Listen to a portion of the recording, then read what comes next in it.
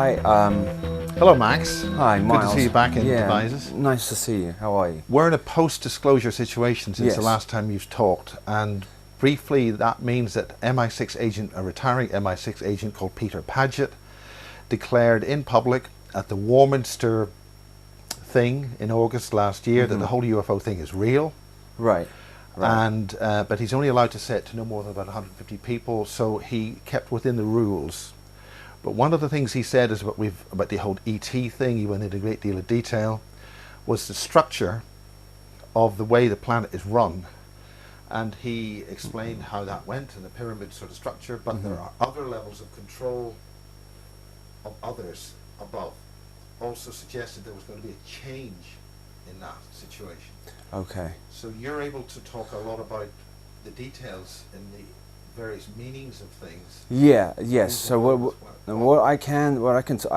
what I can talk to you about is the unfolding of it here, and how it's reflected throughout society, and how I don't have the specifics on the detail of the hierarchy of the ET hierarchy, but I do know that there's been an exchange. There's been exchange over of power. If you want to say that the Anunnaki, as we know them, the Anunnaki has been sort of the head or in control of this planet, and sort of like finalizing details. But it was handed to them, so they were never at the top. They were never at the top anyway. So it was the Orion. I'm going to use the word queens. The Orion feminine energy from the Orion. They're called the Orion group. This Orion is also system. echoed by Stuart Sverdlow, who essentially said one lot of is going to go. There's a handover. There's a shift. Yeah, yeah. back. Well, because maybe you could call it leased. They were leasing it. They were leasing the control of the planet for a certain amount of time from this other consciousness. Now they have to give it back. Now, this was discussed at the Secret Space Program conference near Austin in Texas. Okay, I didn't know that. And they mentioned about contracts. If humanity was able to get its act together and renegotiate the lease, Right. so Right. to speak, we could then control our own domain. We've handed over our power, though. We've handed over our power to these people for the longest time, anyway. So it's not. I don't think it's really in our hands to be able to negotiate anything very much if we've handed over our power to them. It's about understanding why we did that in the first place, and understanding how this reality is created and built, and having an understanding of that, and understanding that the subconscious is what creates this reality. The reason why I'm suggesting this about this handover of power, because and about the lease that you're talking about, is there's a premise, there's a possibility at this time, whether it is a possibility or not, it's another one or not, but we could essentially take control of the situation before the next lot get back in. Right. Now, I'd gone into talking about the reality and Yes. how reality was being made, and that's sort of where I'm at to talk about. So, in terms of that, so if reality is being made through the subconscious, and again the subconscious has been hijacked, okay, so then this is basically what's been done. So they have created thought prisons throughout all of our time. So thought prisons being philosophical thought prisons, or religious thought prisons, or any of the ones that are like that. They don't mind which one you buy into, as long as you buy into one of them and give it wholeheartedly, give your whole heart into it. Because essentially, like I've been trying to work on at the moment and explain, that this is a war on the human heart, and Earth is the final part of multiple other planets that this has been done to, and Earth is the heart center place. So they're trying to take control of the Earth because it's the heart, and by the way to do that is attack innocence. And the first thing you're going to do if you're going to take over a planet is you want to take away the strongest male energy. So that's been done very calculatedly, especially over the 20th century, with the inversion, the inversion of the original Baphomet.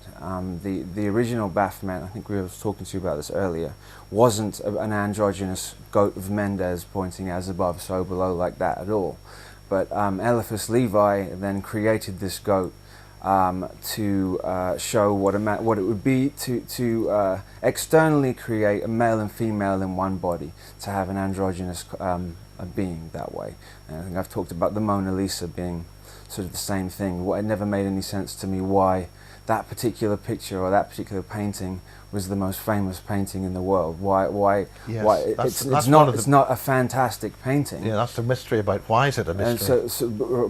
And then you have Mona, and in Freemasonry they use the word Mona a lot because it's Ammon. It's an anagram for Ammon, and then Lisa, or it would be in Italian, it would be El Isa, which is Isis. So it's like the union of Ammon Ra and Isis into one body. That's what the Baphomet is. The goat that they're always showing, that imagery that Eliphas Levi painted and created. So to take out the planet, first of all, they need to take away the strong males of the planet.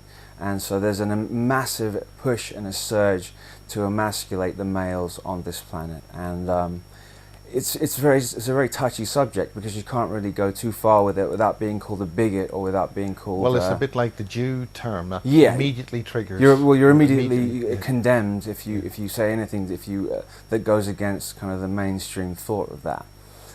So I'm being careful, and I'm not prejudiced in any way, but there is quite clearly an agenda going on with that, and the Jenner story, which with showing that they could, right in front of our eyes, take a gold medal Olympic athlete and then turn him into a female, was also embedding into the subconscious that look what we can do, look what we can do to you if we want to. It's like the Monarch program, the first model they used, one of America's finest model ladies, and they mind controlled her and yeah. Well, they can take the finest and the best of what you've got. And exactly that. And then that's quite clearly an agenda for anyone who's sort of got their eyes open to see that. Talking about that, if you're trying to attack the human heart and you're trying to finish that's the earth is the heart, and our connection to the earth. All the human beings on the earth are connected to the heart, and the attack on children and the pedophile rings that are attached to all the things that are going on at the moment are to do with attacking the innocence of human beings. And a lot of these children's homes are on energy lines, so right. that the trauma from what those children go through is they're ingested into the earth's energetic system. Yeah, so all of it's an inversion of all the sacred geometrical, the natural creative sacred geometrical patterns have been inverted. So all the Gothic cathedrals, all of the sort of main buildings, all of the architecture, architecture goes back to masonry as well.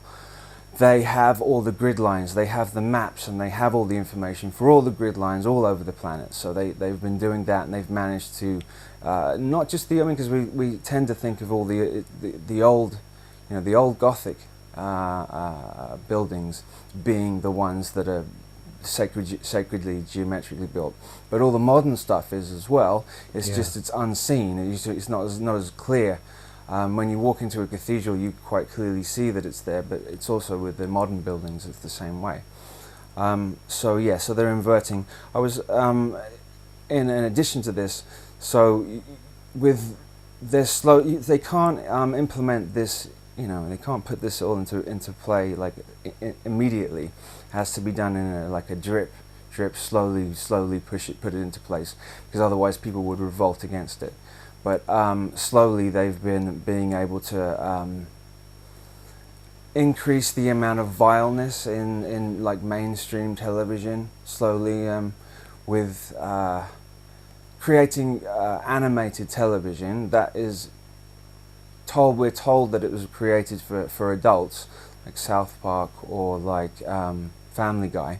We're told these are adult shows, but you know, anytime you're going to have an animated show, they know that children are going to be drawn to it, especially with South Park when it's being based around children.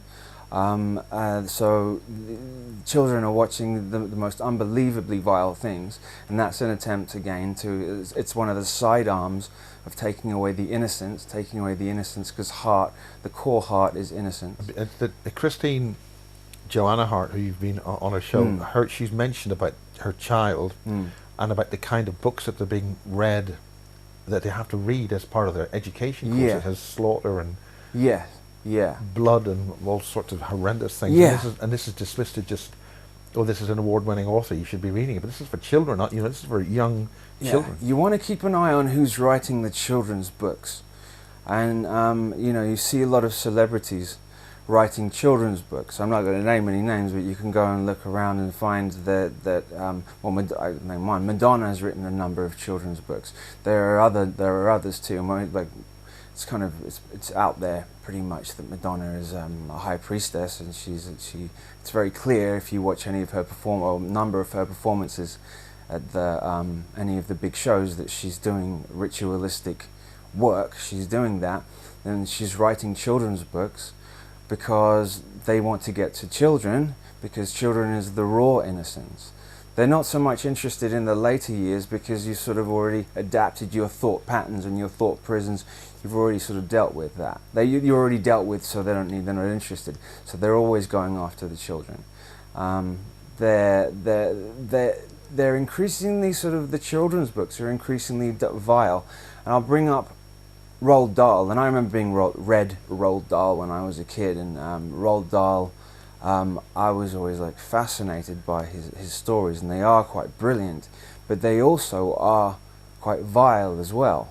And Roald Dahl was an MI6 agent and worked with Ian Fleming, Crowley, Fleming, and Dahl, and Churchill actually all worked together. But I know, on this particular thing, Dahl was working with Fleming, and I think there is a Parkinson interview where I found a Parkinson interview where he openly said he was working for MI6 during the Second World War. That's the only time that it's out there. So he is an insider, so throughout his books he will put truths, because that's what they tend to do. They always want to tell you what they're doing. They'll always tell you in one way or another what they're doing or how they're going to do it, because that's part of the contract as well. It's part of the thing. If they tell you what they're doing and you're not smart enough to pick it up, then they can get away with it karmically. It's sort of a loophole in the karmic law, that if they tell you, and you don't do anything about it, then more fool you. Yes, this is a fundamental principle of what we're giving up, how we give our permissions away. Absolutely. The idea is to pull those permissions back. Yes, and definitely Dahl is definitely an interesting one to look into. You do a whole talk on Roald Dahl, Ian Fleming, and Crowley just in and of itself.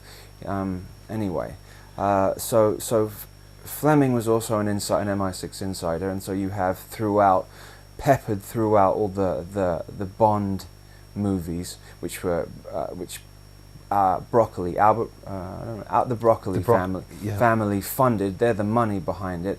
So I think his name's Albert. Nothing gets through at all unless he sees everything. He's like he sees the final cut of everything. So the Broccoli family are a military intelligence family as well, connected through the Second World War. This is all Project Paperclip stuff, and Dahl is connected to Paperclip and connected to CIA as well. So going back to Dahl's books and going back to children's books and how significant they are.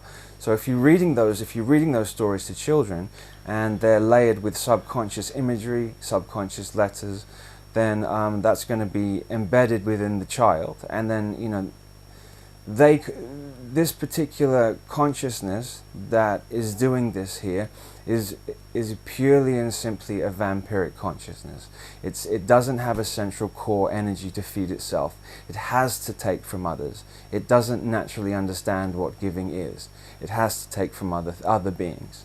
That's how it works. So this false reality that's manifested and created here is done by embedding images and sounds and ideas into into children's minds, and then you grow up having and thinking that, you know, also textbooks, you know, like we were saying with children's textbooks, that's, you're given what the fundamental ideas of what we're told history is and how we're told the world is, and then that is then put to the conscious mind, and then so we believe it to be, so then we manifest a false reality.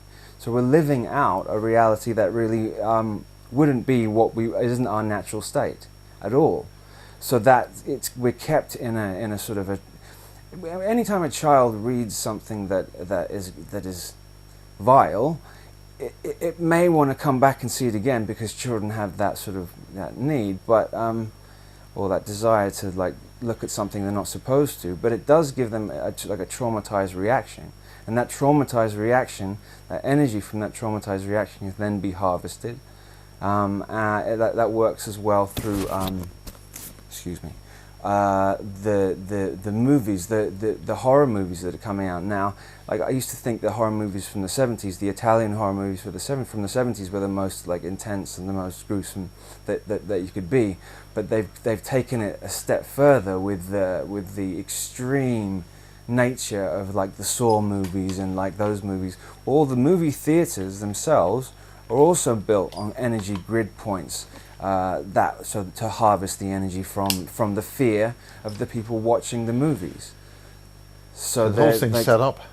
Yeah, to make sure, because fear energy is the best energy for them to then take and then go and create to create the false reality.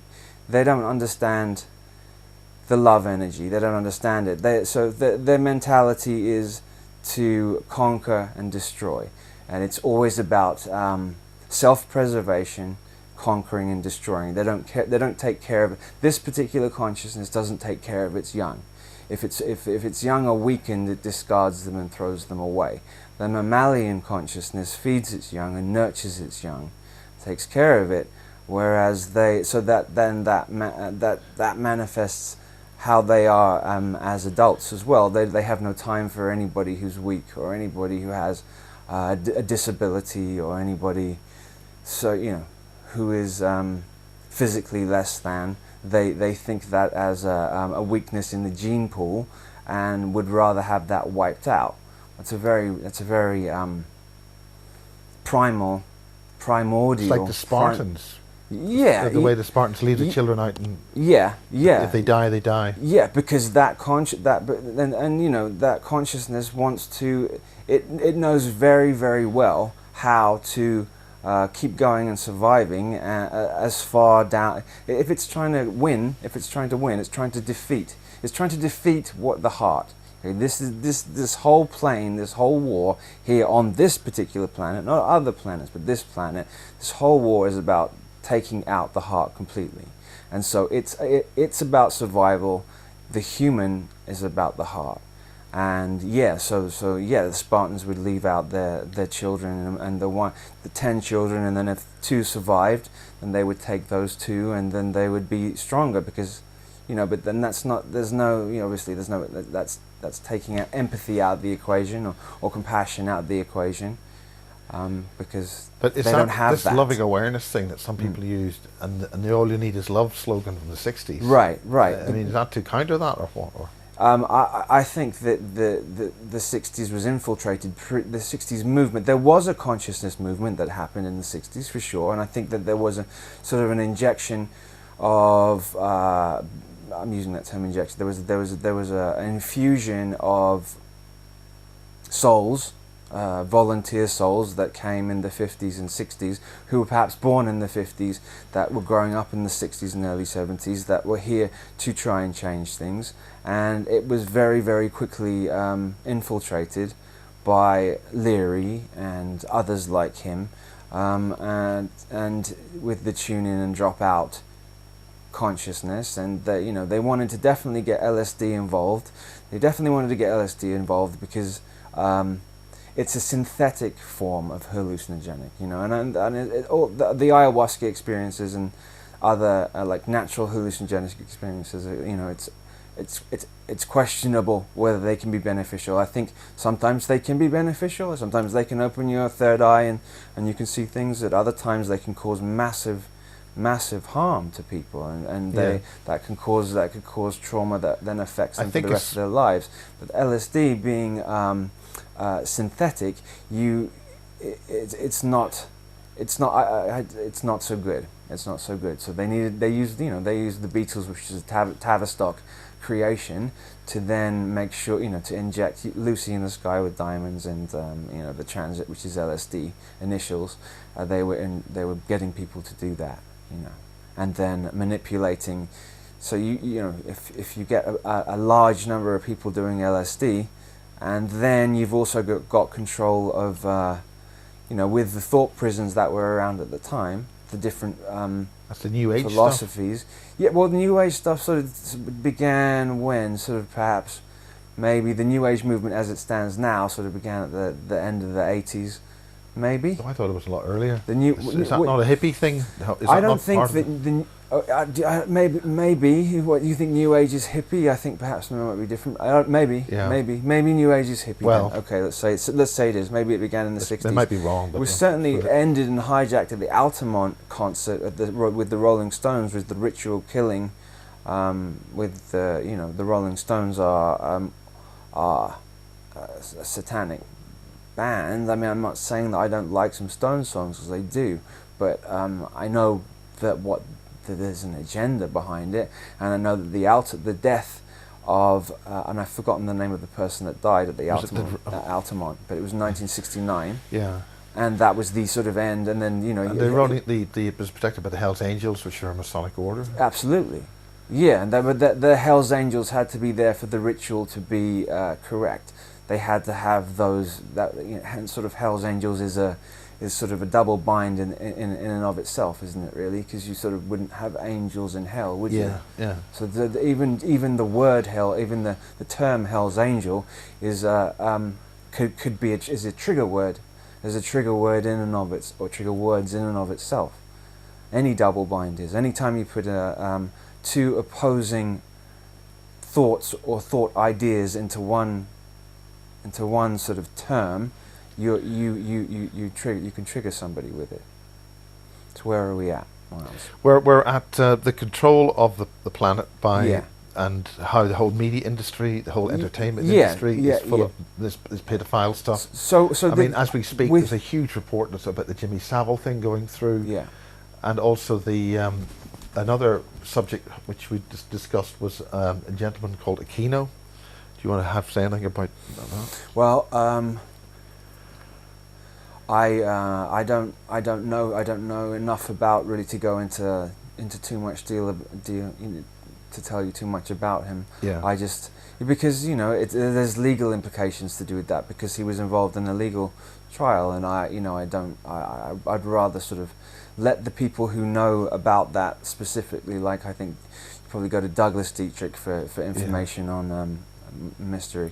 Aquino, but there's certainly if you just pull the covers back a little bit, you'll find massive connections to the Temple of Set, the Church of Satan, and they're all interconnected, and they're trying to bring about. They're playing out a storyline.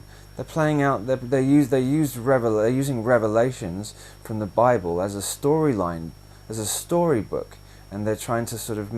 That's why that's the most embedded book, you know. And King James altered it and changed it around and inverted all of true Christ's teachings. True Christ's teachings weren't really anything to do with most of the stuff that's written in there. The core of Christ's teachings were about compassion and caring about other people, and not about well, you have a vengeful God and all that. All the Old Testament stuff. Yeah, I mean that's Anu. All of the Old Testament is basically, you know, Anu and his crew, who Anu and his people like to imitate. They come down here and imitate others and pretend to be things that they aren't. And so what about these gods which have all come to Earth? Okay, so why now? Okay, And why do they have to, these gods? Why must they be in human bodies? there is, because this particular changeover and this transfer point has never happened before. Has never happened like this before. Well, there are multiple cycles that are coming to an end. Yeah. There are multiple. There's a 3,600 year cycle that's coming to an end. I think there's a 13,000 year cycle that's coming to an end. I think there's a 25,500 year cycle that's coming to an end. So they're all coming to an end at this point. And so there was sort of a need to come down and experience this changeover in a physical body down here now, because the experience to be in a physical body now and go through this changeover is like nothing else that's ever happened before. Why is that important?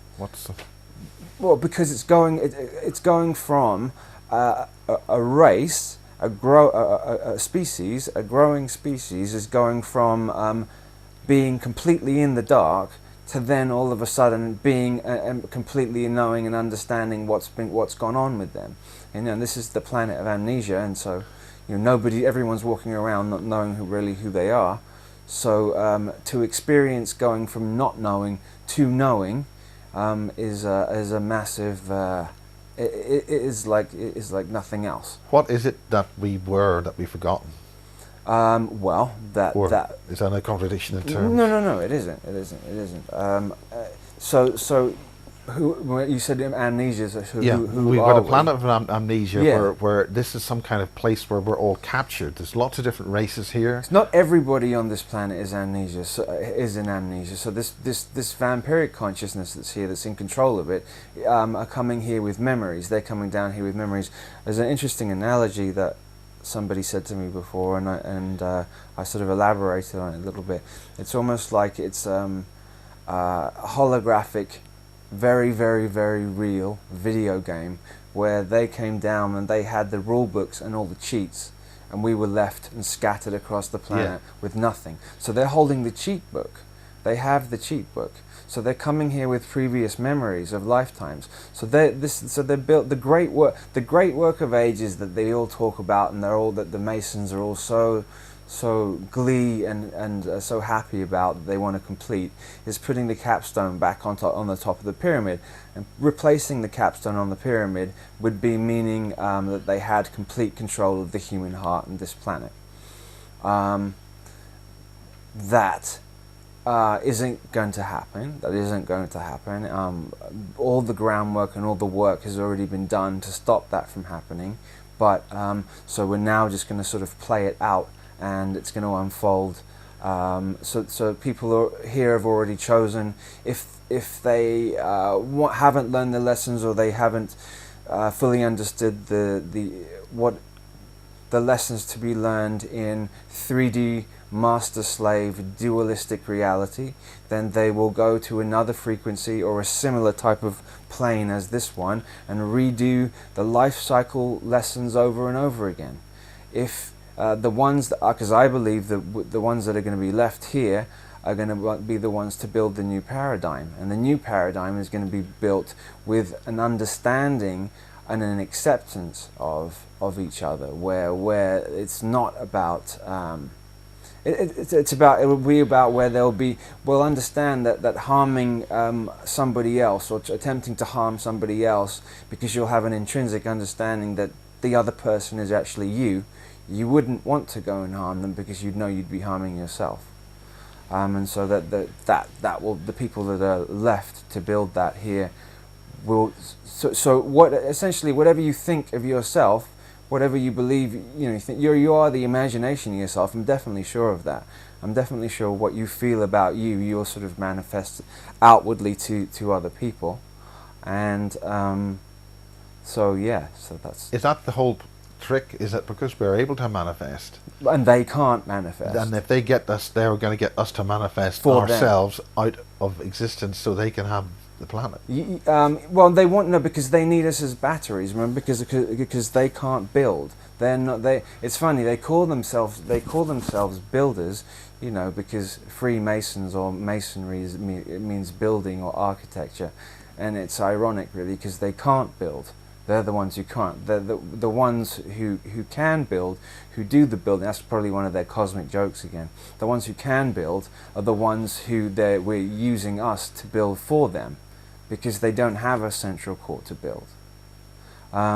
So that I wouldn't think that they would, if you know, I think every single possible reality is played out. Every single possible thing, even a reality where this chair was a different color, or where you didn't have turkey for lunch. Every single possibility is played out. So in the reality that's played out, where they do win, where they're victorious, they would have a slave race that was an androgynous slave race, probably kept down to a lot less people on the planet than there are now. They would probably keep. I don't know. I mean, this seems to be happening now. The androgynous. Yeah, it sort of does. It sort of does, and they sort of are doing that. But it's not. But they haven't done it completely, because there are still warriors on this planet who are standing up and speaking and fighting back and doing something. So they haven't. You know, they are trying to do it, and it seems like they're getting closer to it.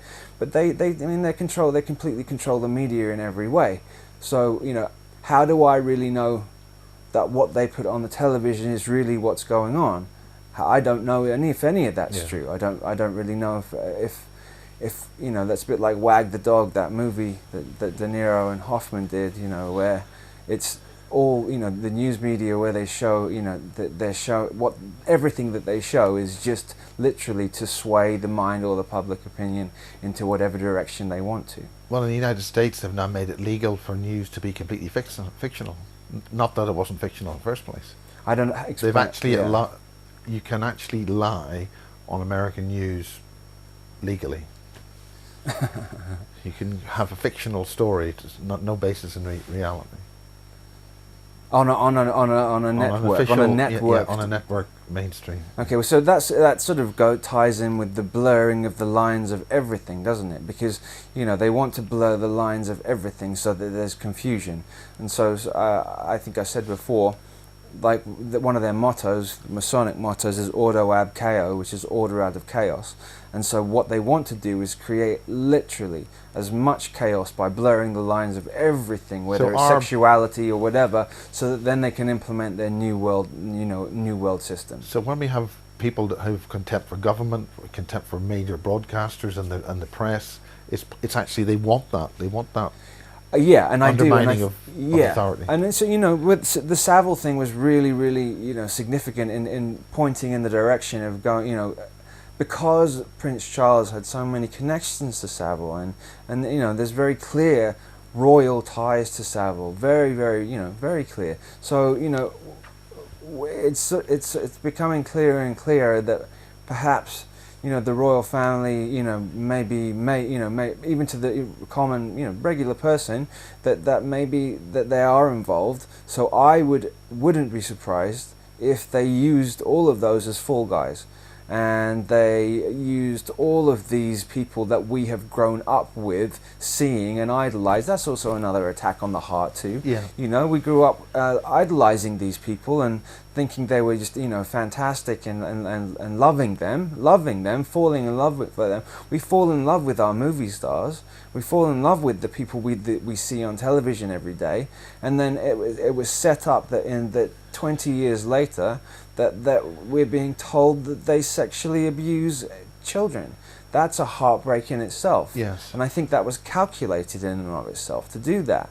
So they can use all these people as fall guys, and then they can say, look, you know, we rounded all the bad guys have actually, in fact, you know, they've all gone. They're all fallen, and we've got them all. Or I don't know who's going to do that, but so then let's implement, you know, a new system, which is a centralized system. So none of this will ever happen again.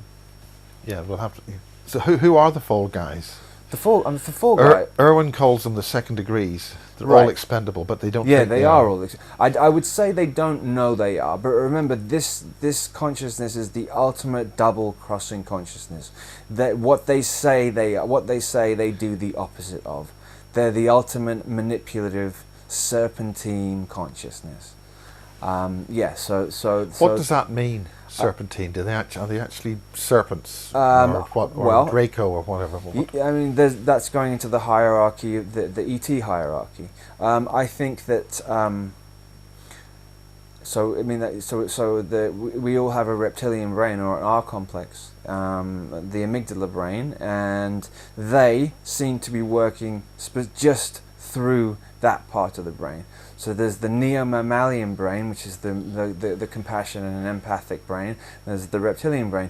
Could that mean that because they work through that part of the brain so much that they could appear to be have physical DNA of reptilian DNA? Look that way. I don't see why not. I don't see why that seems so outrageous. Yes, so that very possibly could be.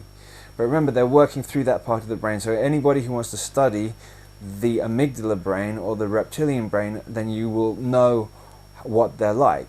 And they're double crossers, and they're liars, and they're two-faced, and they are survival oriented, and yeah, I mean, obsessive compulsive, might is right. It's definitely worth looking into, the amygdala brain, and that's what they work through primarily. So could they have scales? Could they? Absolutely. Why not? I think if you are the imagination of yourself, and they are that, and I believe that, and then yes, definitely. I think that this is coming from like I said, the Orion group. That area of the galaxy is they're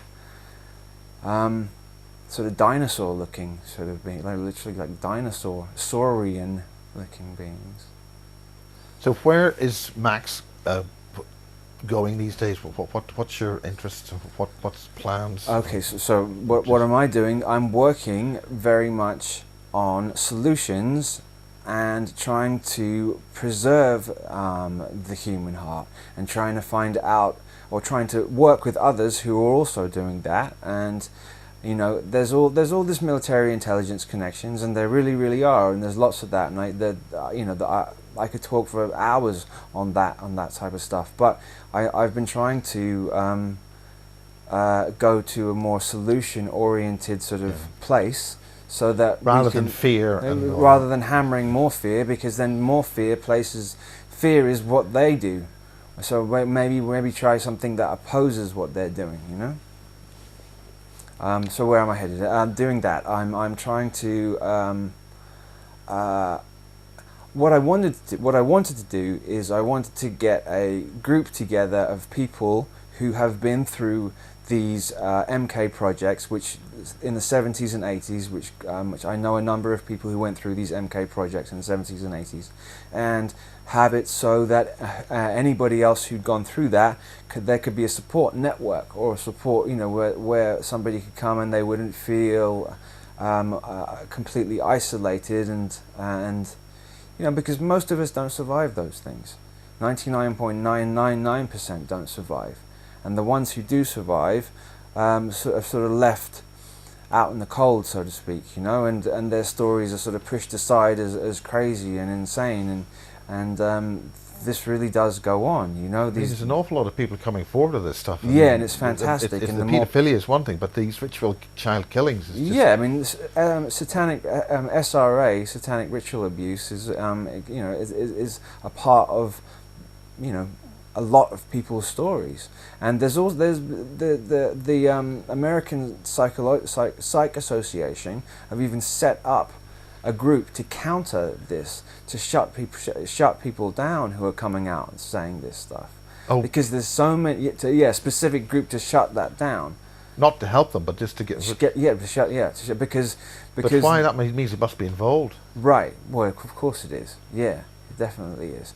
And that's not meaning that everybody who's like it with any of these fields, that's not meaning that everybody who's involved with it, with that particular field, is doing those things. But at the highest levels, it does work in a pyramid structure, and at the top, they are doing that. They definitely are doing that. And it's just there's more and more names coming out now that are just bizarre. that you would never have expected. And the thing is that to definitely look out for is they're going to make your heroes look like it was set up 20, 30, 40 years ago to layer these heroes into your hearts, and then now in this present day tell you that they're actually this, that, or the other child, which is of course killers, been happening for the last year or two. And people don't want to accept it either. They don't want to accept that. So that's the truth. So a lot still won't accept it when they hear, even when they, that Savile is only the tip of the iceberg when it comes to this stuff. I was speaking to a young social worker, and she just is amazed that the scale of the paedophilia is absolutely massive. Yeah, they all cover each other's backs too. They all take care of one another. So it's like they're very very careful to protect one another, because it's not really about sexuality. It's about energy. It's about taking the innocence. It's about harming the heart. And it's about taking the innocence, the energy, because that gives stealing that energy then gives them the energy they need to go and build or do and create whatever they want to create. So it's actually sort of outside of a sexuality thing almost. But however, the victims are... Exactly, right. Right. And we do have somebody who is going to come to this country from Canada. She's targeting trying to heal people, teach healers or therapists to try and heal for that specific thing. And so I wrote a post on Facebook, and there's people that know me on Facebook, and people are welcome to speak to me about that. But I want to start a support group for people who've been through any of Monarch is only one. That's beta, like sex kitten sort of control, but there's Delta mind control, and there's a whole number of other ones that children have been through, and I don't see any support groups for it anywhere. Go look on the internet, you won't find any support. Well, we tried to get one going earlier a couple of years ago, but that sort of went crash down. Yeah. So I will do Christine Hart's show and again. And maybe I'll bring that up then about possibly putting something like that together. Apart from Facebook, how do people get hold of Max Spiers if they want to? Or do you want people to get hold of you? Yeah, no, definitely. I definitely want people to get hold of me. I can give my email address. I'm in the process at the moment of a dear friend of mine is building a website for me. So when that's up and done, that's up we can. Yeah. So as it stands now, my email address is. The best way to do it would be through Facebook. Yeah. Yeah. Just Facebook for now. It's better to leave. You don't want to get another email address. I don't really know. Yeah. That's be best to do Okay. it Well, I think we have to catch a train. All right. So all right. We'll wrap this up for now and have a great show tomorrow. All right. Yeah. Thank Proving you. very controversial. Yeah. And heated, which is good radio. Good. That's what it's all about. Yeah, definitely. Thank you, Miles, for the opportunity, though. And I'd like to do a second part of this, additional switch this part. thing back on. It's easy enough to do. Yeah. Okay. Well, thank you very much. All right. Thank you. Okay.